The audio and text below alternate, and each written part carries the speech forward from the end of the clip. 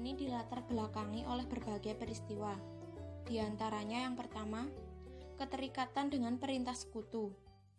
Akibat mereka merasa sudah terikat dengan perintah yang diberikan tentara sekutu untuk mempertahankan status quo di beberapa daerah yang sudah mereka duduki. Selain itu, perintah tersebut juga disertai dengan ancaman jika mereka sampai tidak melaksanakan hal tersebut. Yang kedua, rumor pemberian racun di sumber air Candi Lama. Rumor tersebut menimbulkan keresahan bagi warga. Karena kemungkinan adanya racun di sumber air, maka Dr. Karyadi berusaha datang dan memeriksa. Namun ketika ia melakukan pemeriksaan, ia dihadang dengan tentara Jepang, kemudian ditembak hingga meninggal. Hal tersebut membuat pemuda marah dan melakukan penyerangan balik. Yang ketiga, pemindahan tawanan Jepang dari Cepiring ke Bulu. Pemuda Indonesia memindahkan tawanan Jepang dari Cepiring ke Bulu. Di tengah perjalanan, mereka kabur dan bergabung dengan pasukan Kido Butai di bawah pimpinan Nakamura. Untuk mencari perlindungan, mereka bergabung bersama pasukan Kido Butai di Jatingaleh. Jalannya pertempuran adalah sebagai berikut.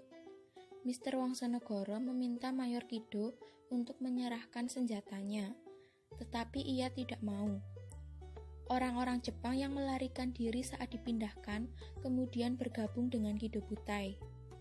Mula-mula sikap Kido Butai tidak menunjukkan permusuhan.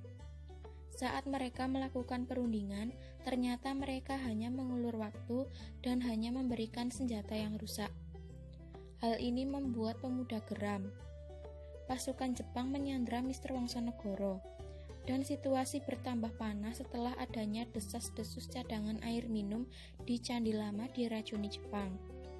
Pertempuran sangat banyak memakan korban di Simpang 5 dan Tugu Muda. Pertempuran berakhir setelah adanya perundingan antara pimpinan pasukan Jepang dan TKR.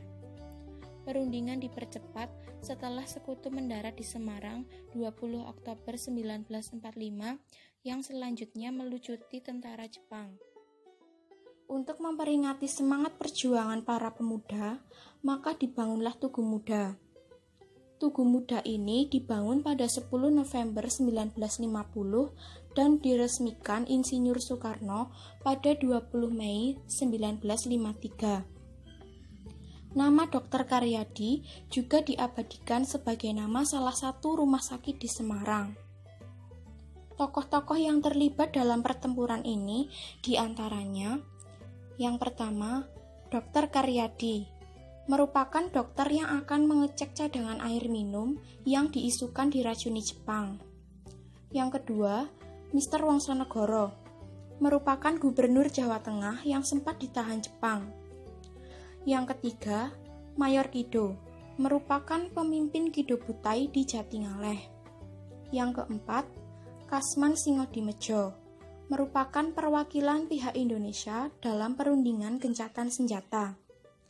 Yang kelima, Jenderal Nakamura, merupakan perwira tinggi yang ditangkap TKR.